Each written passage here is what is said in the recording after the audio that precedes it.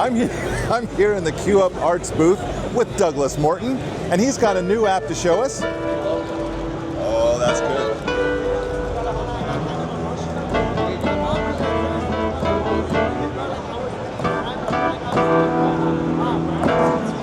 So you got this new app. I'm going to ask you what it's called, but I don't know how necessary that is because we can see it. It's called MusicSketch. Yes, this is the MusicSketch app for iOS. It'll work on iPhone and iPad, also on desktop. And you can compose music on the run. So look at this.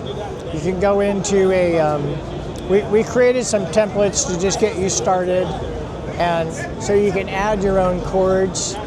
And these chords can be modified. It defaults to the chords that are in the keys that you chose.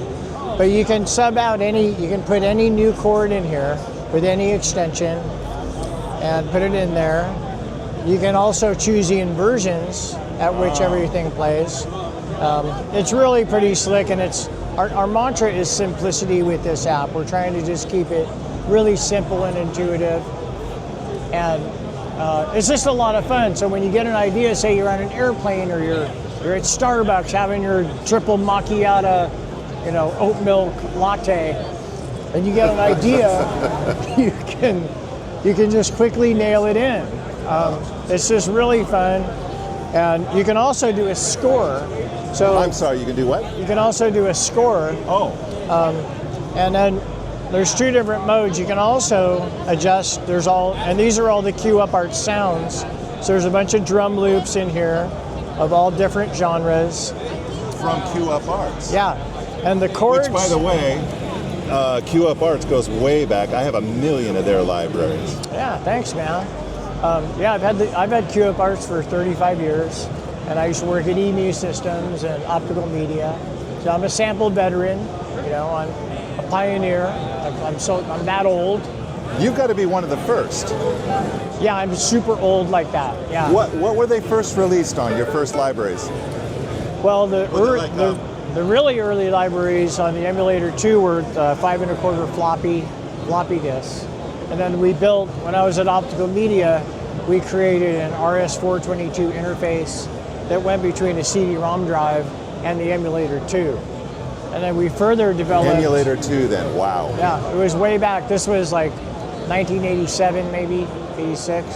You're at the very beginning of all this. Yeah, and it was really exciting. And CD-ROM was a brand new thing, so to be able to, instead of putting a floppy in the Emulator 2, which took about a minute to load, I mean, it was incredibly slow. Yeah. I remember those days. I didn't have an E2, but SP12 before the 1200 was my first. And that took 7 or 8 minutes to load. It was a great instrument, the SP12. And so then we went on and we made interfaces from CD-ROM that went into Akai samplers, S1000, S1100. That's when I got your stuff. Yeah, we went to Roland, we did the S770, 760, Insonic, Yamaha. We built drivers so CD-ROM could communicate with all these different types of hardware. So suddenly people were like, boom, boom, boom, stuff's loading in really quickly. Yeah. Saved a lot of time. CD-ROM went away, and now everything is downloadable. So what we did in here was MusicSketch uses Audio Kit, and these are sound font 2s that get loaded in.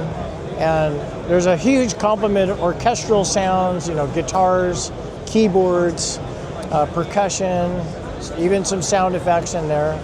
So the chords that you're seeing right here, you can play them back with any of these instruments. You can have an acoustic guitar play it, and you can also choose different patterns. So there's up and down strums, just up, just down separately. And then you can also put a bass line on here too. Here's the different basses. There's like a Fender Precision bass. There's a jazz bass, funk, like the Seinfeld bass right there. You can also, bass. Yeah, you can also adjust the levels. You can put reverb on different things. Then when you can save the whole mess, and then you go into export, and you can export this song file to your songwriting partner, and you can collaborate. You can send this file back and forth and lay tracks on it and collaborate on it. So it will send both Well, I guess you have the choice. It can send the audio, it can send the MIDI, it can send the PDF. I'm going backwards from what it says. Exactly. I'm going from the bottom to the top. But yeah, wow. Yeah, it's really cool. So you could take this MIDI data, export it out to Logic or Pro Tools. Right. And then you can import that MIDI data into Logic or Pro Tools and expound upon the song. Right. And it'll even remember the instruments that got used, and it works very, very well. So you look at this as a sketch pad, and then the next evolution is you put it into your DAW, expound upon the idea, and then publish it out to streaming. Right, right. Wow. That's quite the innovation. Now, this must cost at least $200? $1,000? Oh, that's a little rich. I was thinking 200. But what is the final price then? This app is absolutely free. Free? And there's no in-app purchasing. There's no advertising. We don't scrape anybody's data. It's totally a free gift to make music with. Wow. That sounds really nice. Thank you, Douglas. Yeah, man. Thank you. It's a pleasure.